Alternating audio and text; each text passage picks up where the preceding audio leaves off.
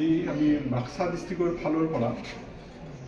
আমাৰ চিএইচঅ'বিলাকৰ এটা ৱৰ্কশ্বপ পাতিছিলোঁ ভেক্টৰকন ডিজিজৰ ওপৰত আৰু সেই মৰ্মে আমি ভিজি ছাৰৰ লগত কথা পাতিছিলোঁ তেওঁলোকে আমাক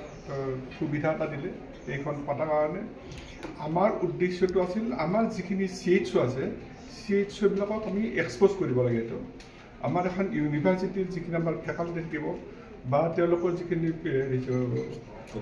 গৱেষক থাকিব এইবিলাকৰ লগত আমি এটা যদি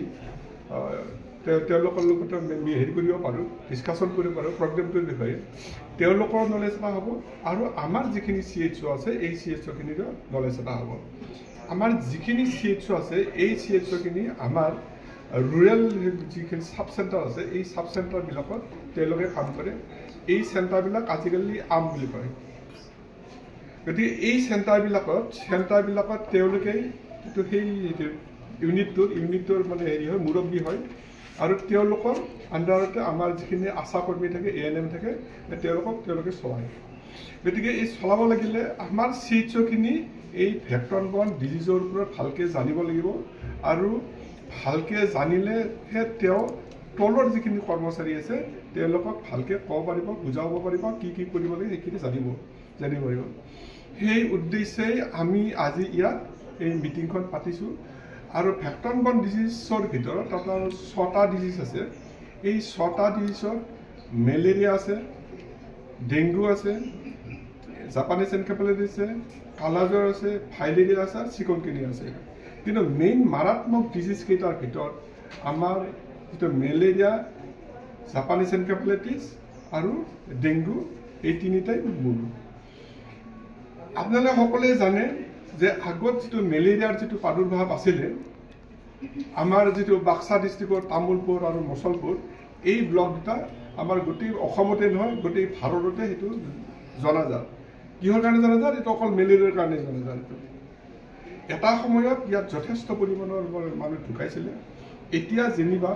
আমি আমাৰ যথেষ্ট আমাৰ পৰিশ্ৰমৰ ফলত আমাৰ এই প্ৰগ্ৰেমবিলাকৰ ফলত আমি মানুহখিনি সজাগ কৰিছোঁ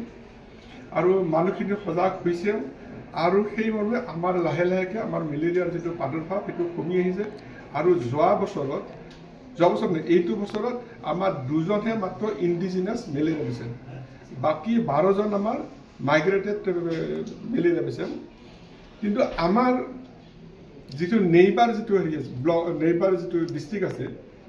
আমাৰ কোকৰাঝাৰ চিৰাং আৰু আমাৰ এইটো ওদালগুৰি এই 3খন ডিষ্ট্ৰিক্টত কিন্তু যথেষ্ট পৰিমাণে মেলেৰিয়া আছে বা এতিয়াও চলি আছে এইটো আৰু জনা যায় সমীক্ষাত আমাৰ অসমৰ যিমান মেলেৰিয়া পেচেণ্ট আছে তাৰে 80% মেলেৰিয়া আমাৰ BTADৰ ফালৰ পৰাই সংযোজন হৈছে এইটো গতিকে আমি আমাৰ ডিষ্ট্ৰিক্টত যদিও বা 2জন মেলেৰিয়া পেচেণ্ট ওলাইছে আমি বহি থাকিলে নহ'ব যে আমাৰ ইয়াত মেলেৰিয়া নাই গতিকে আমি এই মেলেৰিয়াটো আমি এলিমিনেট কৰিব লাগিব এইটো আমাৰ 2027ত আমি এই মেলেৰিয়া এলিমিনেট কৰিম বুলি আশা কৰিছোঁ আৰু সেই মৰ্মে আমি যথেষ্ট আমাৰ এনেকুৱা সজাগতা সভাও পাতিছোঁ তাৰপিছত আমাৰ ৱৰ্কশ্বপ পাতিছোঁ যাতে আমি মেলেৰিয়াটো নিৰ্মূল কৰিব পাৰোঁ সেই উদ্দেশ্যে আমি আজি ইয়াত আহিছিলোঁ